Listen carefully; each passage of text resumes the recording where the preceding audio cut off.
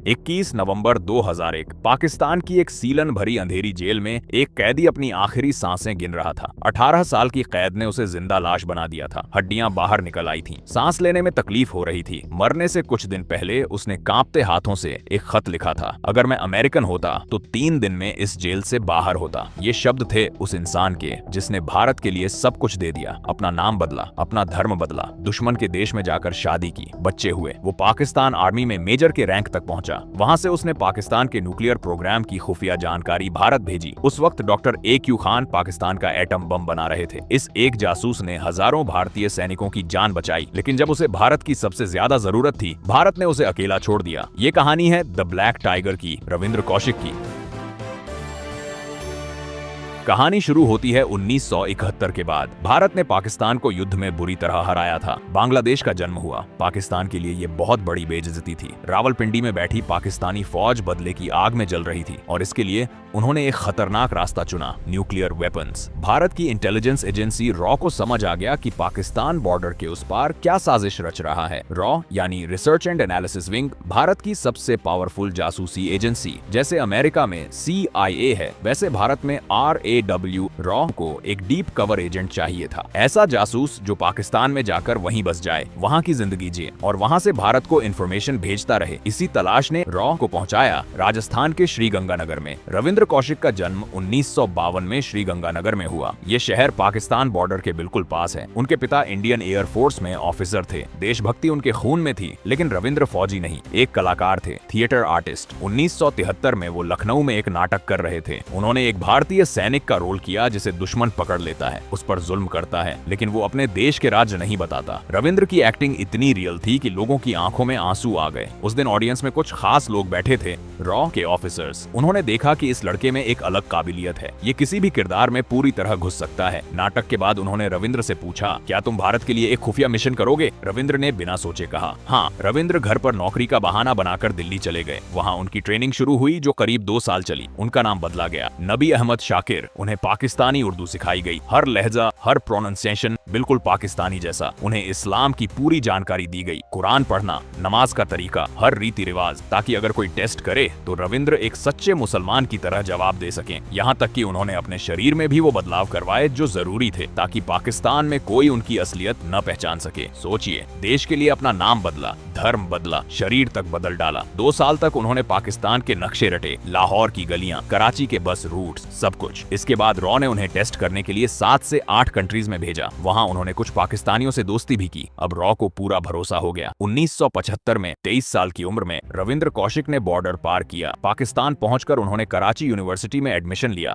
Law की पढ़ाई की और अच्छे मार्क्स से डिग्री पूरी की। एक भारतीय जासूस पाकिस्तान की यूनिवर्सिटी में पढ़ रहा था, बाकी स्टूडेंट्स के साथ बैठकर, उनके साथ नमाज पढ़कर, और किसी को भनक तक नहीं। लेकिन उनका टारगेट था पाकिस्तान आर्मी। तभी किस्मत ने मौका दिया। पाकिस्तानी मिलिट्री के अकाउंट्स डिपार्टमेंट में वैकेंसी निकली। ये डिपार्टमेंट सेना की नब्ज होता है, फौज टैंक्स कहाँ भेज रही है, नए बंकर्स कहाँ बन रहे हैं, न्यूक्लियर साइंटिस्ट्स को सैलरी कितनी मिल रही है, सब रिकॉर्ड यहीं होता है। रविंद्र ने अप्लाई किया और पहले ही अटेम्प्ट में सिलेक्ट हो गए। एक भारतीय जासूस पाकिस्तान आर्मी में। अपनी काबिलियत से वो तरक्की करते गए, पाकिस्तानी ऑफिसर्स का भरोसा जीतते गए और आखिरकार वो मेजर बन गए, मेजर नबी अहमद शाकिर। ये रॉ के लिए किसी सपने से कम नहीं था। इस रैंक ने उन्हें सेना के बड़े जनरल्स और यहाँ तक कि ISI ऑफिसर्स के बीच बैठने का मौका दे दिया। 1979 से 1983 ये रविंद्र का सुनहरा दौर था। वो रॉ को ऐसी इंफॉर्मेशन भेज रहे थे जो किसी और के लिए इम्पॉसिबल थी। उनकी सबसे बड़ी अचीवमेंट थी पाकिस्तान के न्यूक्लियर प्रोग्राम की जानकारी। उस वक्त doctor AQ Khan Kahuta research labs में पाकिस्तान का एटम बॉम्ब बना रहे थे। रविंद्र ने इस प्रोग्राम से जुड़ी क्रूशियल डिटेल्स भारत भेजी। अब सवाल ये है, इंफॉर्मेशन भेजते कैसे थे? उस दौर में ना मोबाइल था, ना इंटरनेट। रविंद्र इनविजिबल इंक से खत लिखते थे, ऐसी स्याही जो नॉर्मल आंखों को नहीं दिखती। ये खत पहले कुवैत या दुबई भेजे जाते, वहां से रॉ के एजेंट्स उन्हें दिल्ली पहुंचाते। एक छोटी सी गलती मतलब मौत, लेकिन रविंद्र ने कभी गलती नहीं की। उनकी रिपोर्ट्स इतनी वैल्यूएबल थीं कि प्राइम मिनिस्टर इंदिरा गांधी तक पहुंची। उन्होंने रविंद्र को एक खास टाइटल दिया, the black tiger. Rajasthan border पर होने वाली कई पाकिस्तानी साजिशें उनकी वजह से नाकाम हुई। हजारों भारतीय सैनिकों की जान बची। अपने कवर को और मजबूत करने के लिए उन्होंने वहां शादी भी की। पत्नी का नाम था अमानत। एक बेटा भी हुआ। अमानत को नहीं पता था कि उसका पति असल में कौन है। इस तरह 8 साल बीत गए, लेकिन 1983 में सब कुछ बदलने वाला था। सितंबर 1983 रॉ को रविंद्र तक अर्जेंट मैसेज पहुंचाना था। इसके लिए उन्होंने एक नए एजेंट को चुना,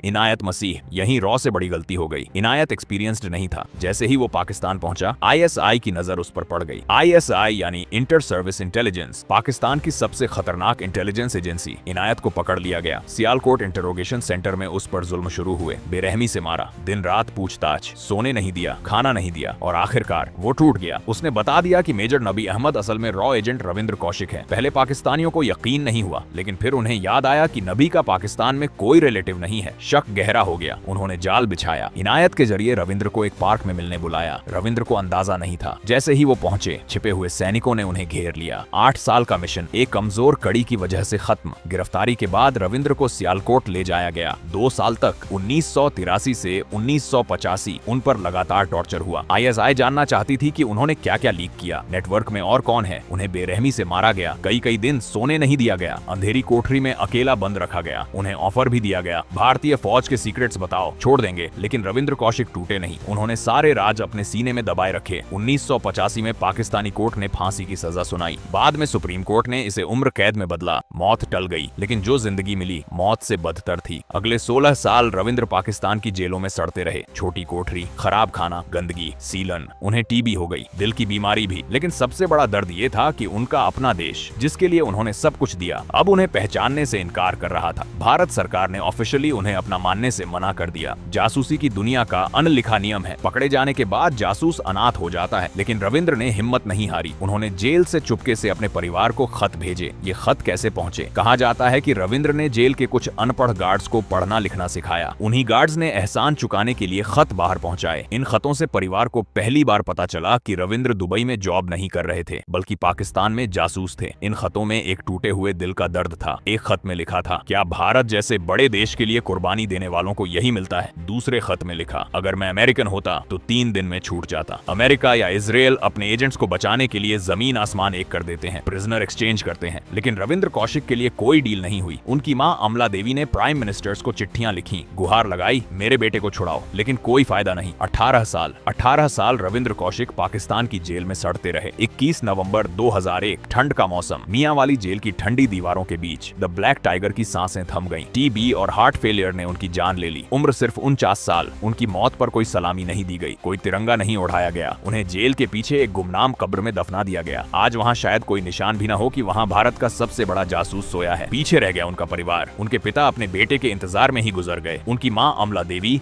आखिरी सांस तक लड़ती रही, बस एक उम्मीद में कि शायद बेटा वापस आ जाए। 2006 में वो भी अपने बेटे से मिले बिना दुनिया छोड़ गईं। उनके भाई ने कहा था, हमें पैसे नहीं चाहिए, बस इतना चाहते हैं कि सरकार रविंद्र के काम को एक्सेप्ट करे। फौजियों को इतना सम्मान मिलता है तो जासूसों को क्यों नहीं? सच यही है, पकड़े जाने के बाद जासूस का कोई देश नहीं होता। वो जिस देश के लिए जान देता है, उसे उस देश की पहचान तक नहीं मिलती। रविंद्र कौशिक आज हमारे बीच नहीं है, लेकिन उनका काम, उनकी हिम्मत, उनका बलिदान हिस्ट्री में दर्ज है और हम उन्हें कभी नहीं भूलेंगे। दोस्तों, अगर वीडियो पसंद आया हो तो लाइक जरूर करें, चैनल को सब्सक्राइब करें। ऐसे ही वीडियोस हर हफ्ते आते रहेंगे। जय हिंद। और दोस्तों, अगर आपको नहीं पता कि केवल 3 कैदी दुनिया की सबसे सुरक्षित जेल से कैसे भागे, तो साइड पे आ रही वीडियो पे क्लिक करें।